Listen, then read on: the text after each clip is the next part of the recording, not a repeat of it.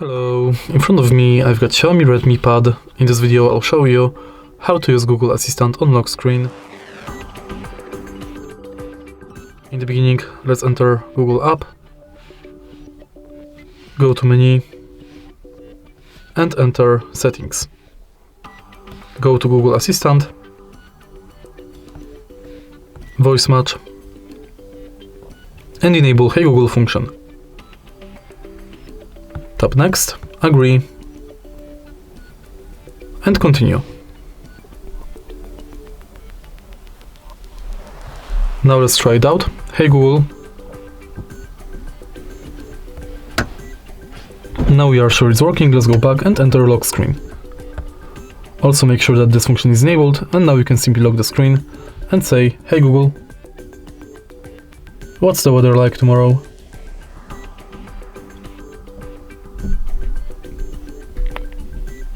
Tomorrow in Krakow, there will be snow showers with a high of 31 and a low of 27. And that's it. If you find this video helpful, please leave a like, comment and subscribe.